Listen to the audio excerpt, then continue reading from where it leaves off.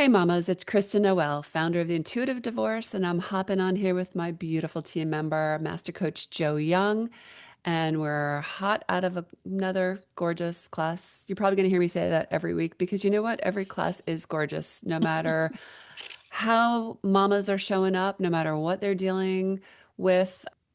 It's just gorgeous to unpack feelings that come up in what we call the in-betweens, in between all of the moments that you're meeting with your attorneys or you're in court or you're filling out paperwork or you're just stressing. There's a lot of life that happens in those moments.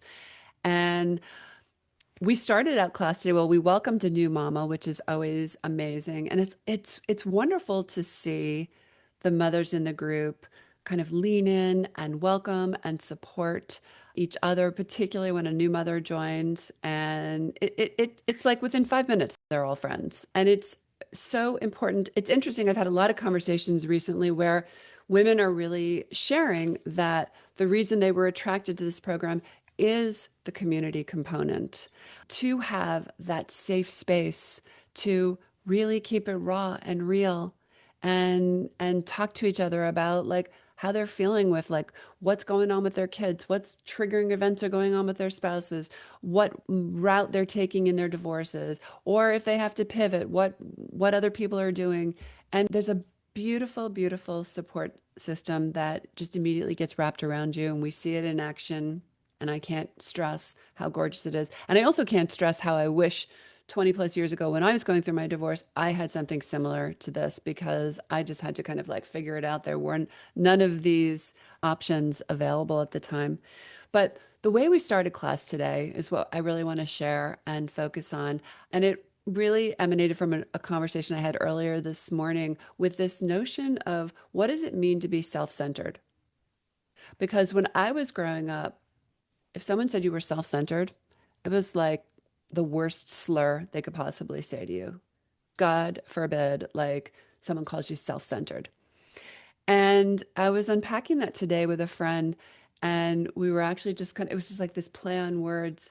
And I brought it up in class right away, and I said, I just want you to ponder this for a moment. What comes up when you hear the word self-centered? And, we just sat with that for a second. And then I said, what if I were to tell you that I want you all to be more self centered?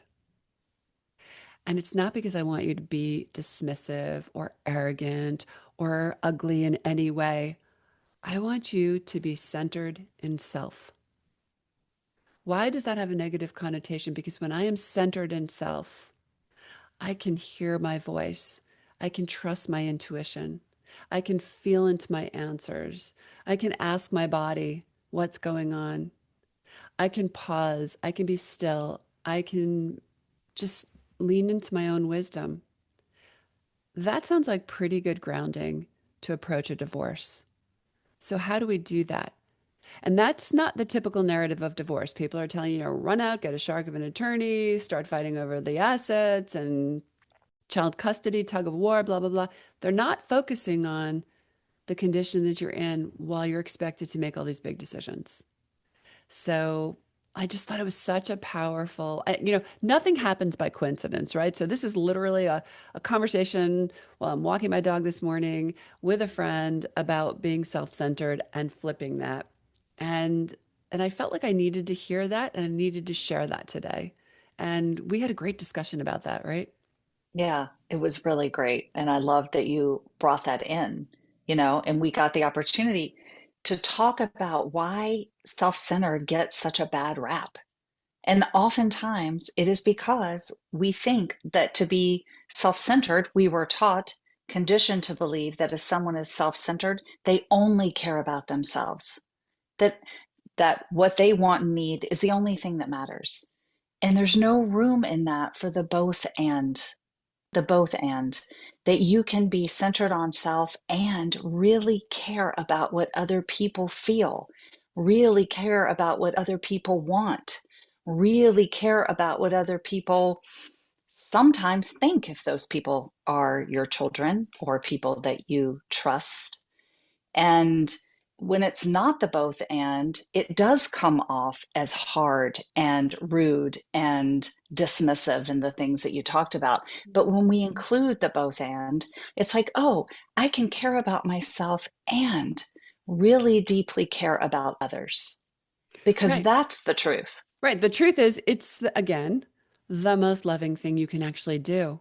Yes. Because if I take care of myself and I'm feeling good and I'm feeling strong and I'm feeling grounded and I'm feeling healthy, I'm going to bring that into everything that is before me.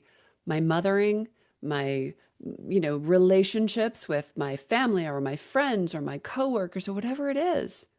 It's the most loving thing. It's not selfish. It's not a zero sum game, is what I'm really trying to say. Yeah, it's a way to include yourself as a vital part of the equation. Hmm. That, I have to include myself in everything that's happening. Otherwise, I'm selfless. Hmm. And when we're selfless, we're nowhere to be found. We have disappeared. And Which is so, which is one of the reasons we end up in divorces. yeah, Because we mhm, lose ourselves. We lose yes, pieces and parts of ourselves along the way. We don't even realize it oftentimes. We have so many women in our container that are badasses in the workplace. And crazily so. yeah, I mean, exactly. Yeah. And they're amazing, they're yeah, accomplished, they're successful, and they don't know how to take care of themselves. Because yeah, somewhere along the line, someone told them that was selfish. That was self-centered. So honestly, I guess what we're really popping on here today to say is we really want to encourage you, yes, here in the mess of it all, to find ways to put yourself into the equation. Because the only way the equation changes is if you change something with it.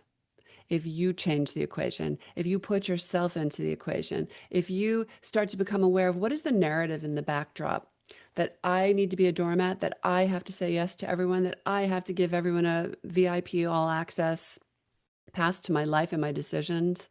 No, actually, it's the opposite right now in divorce, where it feels very noisy. You need to get still. You need to find ways to get calm. You need to find ways to get support. You need to find ways to nurture yourself so that you can show up for all the other tough stuff. And that is one of the most vital parts of this program and what we love workshopping with mamas because when we start having these conversations, when they start allowing themselves to just have needs and wants and desires, and they start leaning into nurturing that, they change before our eyes. Their decisions change before our eyes. And suddenly, like we had a mom today in the container who was kind of like on the floor last week and came in today and she was like, I've done this, this, this, and this, and I've got these three appointments today. And it was like, whoa. And it can happen that fast when you really start to just take care of yourself. yes. And I will venture to say that part of that shift in her occurred because she gave herself permission to take up space last week and be where she was. Hmm. Some people could see that as being self-centered, right? No, she simply took the time, received the support, and then shifted the energy so beautifully so that this week she showed up and was on fire. She had all of us like just I'm so glad celebrating. I'm so glad you brought that up Yeah. because also another thing is we wait till we're at capacity and we hit the wall and we're in a pile on the floor. And okay, if that's what happens, that happens, but be aware of it. Make note of that and realize, like, this is not a great strategy. And what can I do before this? What can I shift? What can I become aware of that I have a need that needs me? And another way I can put this for you is, and Joe, you so beautifully remind us of this all the time. If you are not making it safe for yourself to feel, to have feelings, to have reactions, to process, how are you ever going to make it safe for your kids to do that? And I know you're a fierce mama bear. And I know you want your children to be emotionally healthy. And I know you want them to feel safe to feel their feelings. Guess what? You got to be safe to feel yours as well. That's where it Yeah. starts. That's what we have to model. That's where it's not, talk, talk, talk. It's walk, walk, walk. Yeah, absolutely. And so, bottom line, be a little more self-centered this week.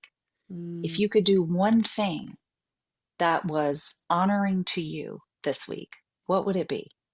What would it be? What would you shift?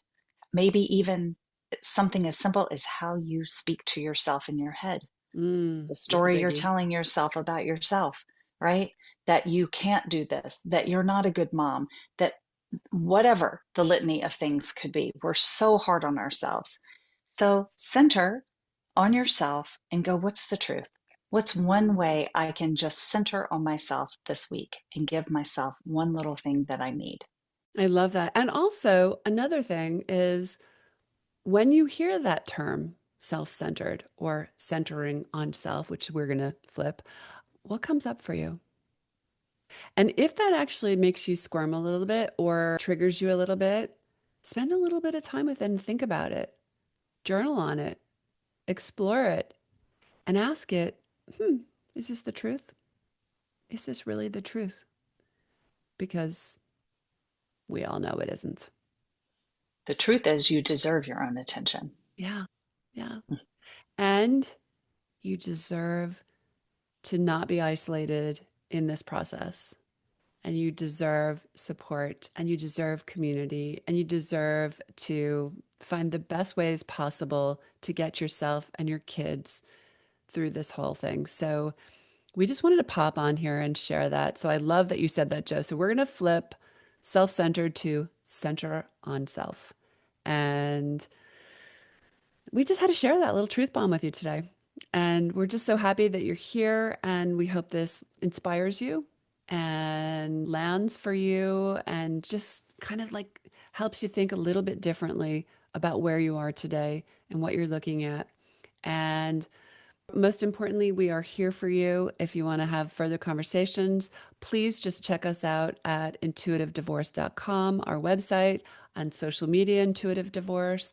Check out our app, Intuitive Divorce. and and also, if you're over at our website, definitely get on our newsletter list because we're always putting out stuff. But you also have an opportunity to book a free call and to explore what, our group container would look like and to see if that's a fit for you. So, anyway, we just want to pop in here with you today and just give you a little love. Yes. So have fun, be a little more centered on self, and we'll see you next week. Absolutely. Thank you, Joe. Have a good one.